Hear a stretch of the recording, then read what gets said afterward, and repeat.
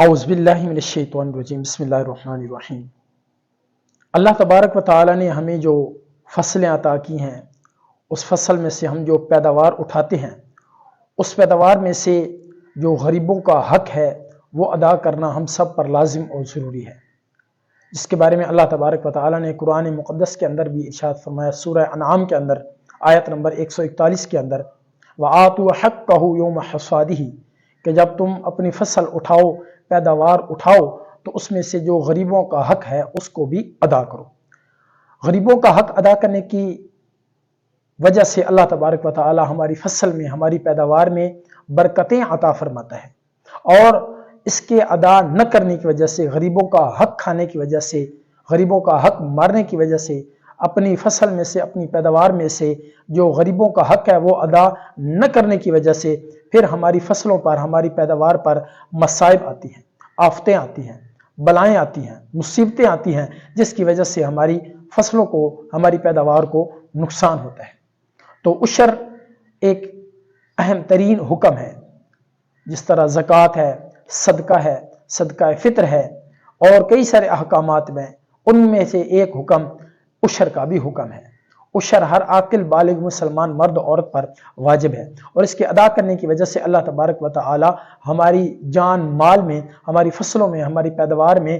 بہت ساری برکتیں عطا فرماتا ہے، اور اس کے ادا نہ کرنے کی وجہ سے پھر اللہ تبارک و تعالی ہمیں آزمائشوں کے اندر مبتلا کرتا ہے، جس کا ایک بڑا خوبصورت واقعہ قرآن پاک کے اندر سورہ لقمان کے اندر اللہ تبارک و تعالی نے ایک واقعہ بیان فرمایا۔ اس کا میں مختصر سا خلاصہ بیان کرتا ہوں کہ اہل کتاب میں سے ایک آدمی تھا، وہ بڑا نیک تھا، اچھا تھا۔ وہ جب بھی اپنی فصل اٹھاتا، پیداوار اٹھاتا، تو غریبوں کو کہتا کہ آؤ اور آ کر اپنا حق لے جاؤ، لیکن اس کے بعد جو اس کے بچے تھے، اس کے بیٹے تھے، وہ بڑے بدبخت قسم کے تھے، نافرمان قسم کے۔ تو وہ کہتے تھے کہ یار یہ ہمارا باپ کیا کرتا رہتا ہے کہ ہر بار جب یہ فصل اٹھاتا ہے، پیداوار اٹھاتا ہے، تو غریبوں کو بھی اس میں سے دینے لگ جاتا ہے، غریبوں کو بھی پیسے دینے لگ جاتا ہے۔ تو پھر ایک رات اس کے بیٹوں نے یہ مشورہ کیا کہ ہم صبح جائیں گے جلدی جلدی اور فصل کاٹ کے لے آئیں گے، نہ کوئی غریب آئے گا اور نہ کسی کو دینا پڑے گا۔ تو یہ رات کو جب مشورہ کر کے سوئے تو پھر میرے رب کا نظام چلا۔ اللہ تبارک و تعالی نے ان کی فصل پر، ان کی پیداوار پر جو ہے وہ عذاب فرمایا، اور وہ فصل جو ہے ان کی وہ ساری جل گئی، ختم ہو گئی۔ جب یہ صبح اٹھے اور جب اپنی فصل میں، اپنی زمین میں پہنچے تو دیکھا کہ ساری فصل برباد ہو چکی ہے، جل چکی ہے، خاک ہو چکی ہے، راکھ ہو چکی ہے۔ تو پھر یہ وہاں جا کے کہنے لگے انا لضالون،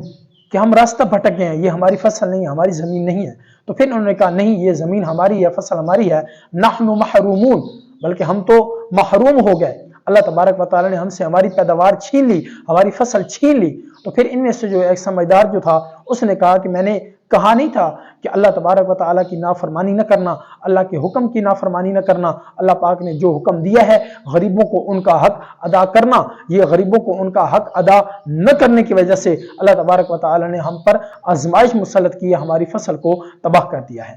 تو پھر اس کی برکت سے اللہ تبارک و تعالی عشر کے ادا کرنے کی برکت سے، زکوٰۃ کے ادا کرنے کی برکت سے، صدقہ دینے کی وجہ سے اللہ پاک ہم پر آنے والی مصائب کو، پریشانیوں کو، تکلیفوں کو، بیماریوں کو ان کی برکت سے ختم فرما دیتا ہے۔ پھر کئی بار ایسا ہوتا ہے کہ ہماری فصل تو ہم ٹھیک ٹھاک اٹھا لیتے ہیں، پیداوار اٹھا لیتے ہیں، دانے ہم گھر اٹھا لیتے ہیں، صحیح سلامت ٹھیک ٹھاک اٹھا لیتے ہیں، لیکن پھر اس سے آنے والے جو پیسے ہوتے ہیں، مال جو ہوتا ہے، پھر اس پر ہماری آزمائش آتی ہے، اس پر ہماری پکڑ آتی ہے۔ پھر ہمارا کوئی گھر کا فرد بیمار ہو جاتا ہے، ہسپتال میں چلا جاتا ہے، پھر کوئی مسئلہ مسائل کو پریشانی بن جاتی ہے، عدالتوں کے چکر لگاتے ہیں، پھر اس طرح ہمارا جو فصل کے ذریعے ہمارا جو پیسہ ہم نے، مال جو ہم نے اکٹھا کیا تھا، پھر وہ پیسہ ہمارا اس طرح اللہ تبارک و تعالی ضائع کروا دیتے ہیں۔ تو اللہ تبارک و تعالی کی طرف سے جو احکامات ہیں وَآتُوا حَقَّهُ يَوْمَ حَصَادِهِ وَلَا تُسْرِفُوا إِنَّهُ لَا يُحِبُّ الْمُسْرِفِينَ، کہ حد سے تجاوز نہ کرنا، اللہ تبارک و تعالی حد سے تجاوز کرنے والوں کو پسند نہیں فرماتا۔ اس وجہ سے عشر کا سیزن چل رہا ہے، عشر کا موسم ہے، گندم کا موسم ہے، گندم کی کٹائی کا موسم ہے، تو اس میں سے جو غریبوں کا حق بنتا ہے اس کو ادا ضرور کریں، اس کی کوئی معافی نہیں ہے۔ تو اس کا سب سے بہترین جو مصرف ہے وہ دینی مدارس ہیں، دینی مدارس اسلام کے قلعے ہیں۔ تو ہمیں چاہیے کہ ہم دینی مدارس کے ساتھ تعاون کریں، اپنے صدقات، زکوٰۃ، عطیات، عشرات اور جو کوئی ہم نے تعاون کرنا ہے وہ ہم دینی مدارس کے ساتھ ادا کریں، کیونکہ دینی مدارس کے اندر غریب بچے بھی پڑھتے ہیں، یتیم بھی پڑھتے ہیں، مستحق بھی پڑھتے ہیں، جن کے اخراجات 3 ٹائم کا کھانا مدرسے کے ذمہ، دینی ادارے کے ذمہ ہوتا ہے۔ تو ہمیں چاہیے کہ ہم اپنی فصلوں میں سے، اپنی پیداوار میں سے جو بھی ہم فصل اٹھائیں، جب بھی اٹھائیں، چاہے وہ چاول کی فصل ہے، چاہے وہ گندم کی فصل ہے، جو بھی فصل ہم اٹھائیں اس میں سے جو حق بنتا ہے، اللہ کا حق بنتا ہے، غریبوں کا حق بنتا ہے، جو ہم نے ادا کرنا ہوتا ہے، تو ہم وہ جو ہے وہ احسن طریقے سے، اچھے طریقے سے ادا کریں۔ پھر اس کی برکت سے اللہ تبارک و تعالی ہماری جان میں، مال میں، کاروبار میں، رزق میں، فصل میں، پیداوار میں برکتیں عطا فرماتا ہے، اور اس کے ادا نہ کرنے کی وجہ سے پھر ہم پر، ہماری فصلوں پر، ہماری پیداوار پر آزمائشیں آتی ہیں، اور پھر اللہ تبارک و تعالی ہمیں آزمائشوں کے اندر مبتلا کرتا ہے۔ اللہ تبارک و تعالی سے دعا ہے اللہ تبارک و تعالی ہمیں اپنے احکامات پر عمل کرنے کی توفیق نصیب فرمائے۔